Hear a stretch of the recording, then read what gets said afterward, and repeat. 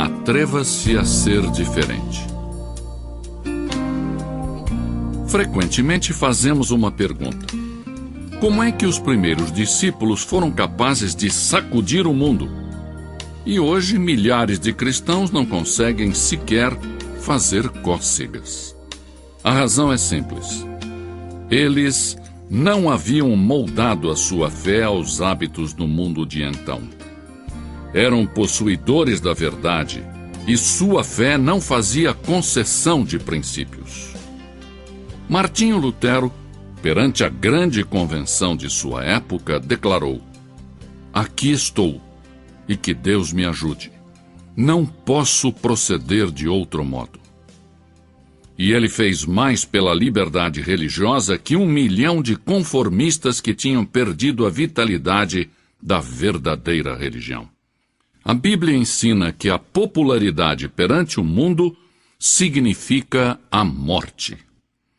As ferramentas mais eficazes de Satanás são a conformidade e o comprometimento. Ele sabe que um homem plantado no meio de um povo pagão é capaz de fazer com que muitas pessoas se voltem para Deus e declarem: "Porque não me envergonho do Evangelho de Cristo, que é o poder de Deus para a salvação de todo aquele que crê." Romanos 1,16. As palavras do apóstolo Paulo: "Já não vivo de acordo com as regras deste mundo", pesam e significam muito para nós hoje em dia. Como espada afiada, estas palavras cortam, expondo o nosso modo de viver. Não são palavras amáveis, são ordens com tom de batalha. Separam os débeis dos fortes. Mas são palavras que inspiram e necessitamos escutá-las ainda hoje. Primeiro, não moldemos nossas mentes segundo este mundo, de acordo com a sua propaganda, a sua conversação, a sua filosofia.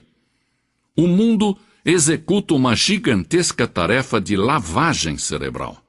Às vezes consciente, às vezes inconscientemente, o cristão vive assediado por publicidade secular e mundana. Anúncios que proclamam que o homem elegante prefere tal marca de uísque, dando a entender que os que não bebem uísque não são pessoas de bom gosto. Muitos espetáculos, inclusive no domingo, são dirigidos a quem tem sede de violência, sexo e desrespeito à lei. Parece que um cérebro poderoso e diabólico rege os assuntos deste mundo, e que o seu objetivo principal é lavar o cérebro dos crentes para que se amoldem a este mundo. As coisas do mundo ameaçam contaminar a corrente de pensamento cristão. Satanás estará batalhando para distrair você cada hora de se dedicar a ler a Bíblia e a orar. Mas por cima desse estrondo, podemos escutar a voz das Escrituras, que nos diz: "Tende em vós aquele sentimento que houve também em Cristo Jesus." Filipenses 2,5. "E não vos conformeis a este mundo, mas transformai-vos pela renovação da vossa mente, para que experimenteis qual seja a boa, agradável e perfeita vontade de Deus." Romanos 12:2. Nós, cristãos, não devemos nos amoldar às ansiedades do mundo. Há muitos cristãos que torcem as mãos dizendo: "Que desastre este mundo!" A Bíblia nos diz que o mundo e seus desejos passarão, e que ele perecerá num cataclismo de julgamento. Nós, cristãos, devemos ser luz no meio das trevas. E a nossa vida deve mostrar tranquilidade, paz e gozo no meio da frustração, da confusão e da desesperança. Em segundo lugar, não devemos nos amoldar ao mundo no físico. Este nosso corpo está destinado a ser templo do Espírito Santo. Não devemos nos prostrar perante os templos de Baal. Devemos apresentá-lo completo a Deus, como sacrifício vivo. O nosso vestir, as nossas atitudes e os nossos atos devem ser todos para a honra e a glória de Cristo. O propósito de Deus para nós é que nos amoldemos à imagem do seu Filho. O mundo pode pressionar, tentando deformar-nos, mas Cristo nos disse: transformai-vos pela renovação da vossa mente, para que experimenteis qual seja a boa, agradável e perfeita vontade de Deus. Em terceiro lugar, não devemos nos moldar ao mundo no aspecto social. O mundo tenta nos absorver, metendo-nos em sua sociedade secular e moldando-nos à sua imagem mundana. Mas Cristo nos estimula a não nos ajustarmos a esses critérios. Disse sobre os que creem nele: eles não são do mundo, assim como eu não sou do mundo. João 17:16. Uma grande parte da nossa conversação é mundana e não espiritual. É fácil copiar os hábitos do mundo e passar as noites falando de política, de esportes, modelos de automóveis ou espetáculos da moda. Muitas vezes, esquecemos que acerca da santa conversação devemos edificar-nos uns aos outros e que devemos ocupar-nos das coisas celestiais e não exclusivamente das terrestres.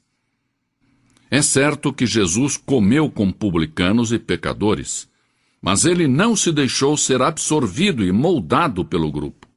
Ao contrário, ele aproveitou cada oportunidade para apresentar a verdade espiritual e levar as almas da morte para a vida.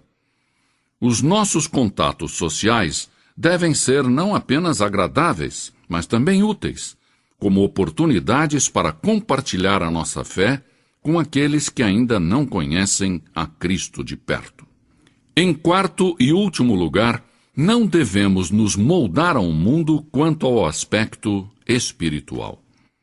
Não devemos ajustar-nos àquele que o mundo define como religioso, mas devemos esforçar-nos para cumprir o que Deus exige para sermos seus discípulos. Nos tempos de Isaías, nenhuma nação era tão religiosa quanto Israel. O templo, estava sempre cheio. O sangue dos sacrifícios fluía no altar. O povo observava estritamente as festas religiosas, e na casa de Deus ressoavam as orações. Mas o culto de Israel carecia de profundidade, de devoção genuína. A nação estava deteriorando a moral, apesar de que as multidões enchiam o templo. Pela boca de Isaías, Deus então disse: não continueis a trazer ofertas vãs. O incenso é para mim abominação. As luas novas, os sábados e as convocações de assembleias, não posso suportar a iniquidade e o ajuntamento solene. Isaías 1:13.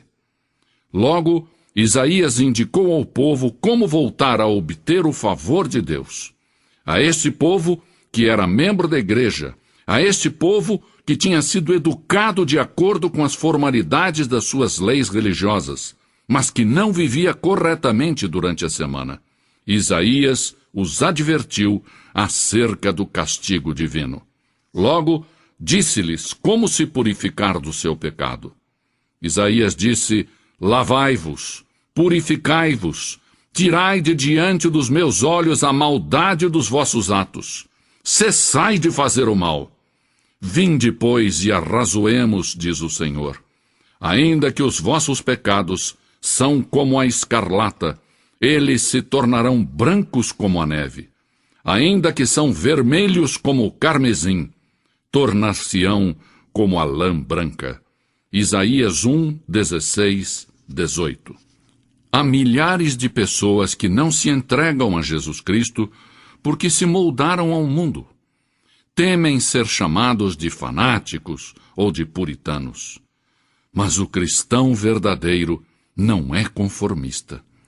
Assim, apelo aos cristãos de todas as partes que se tornem seguidores fiéis de Jesus Cristo, que não se amoldem ao mundo, mas antes dia após dia,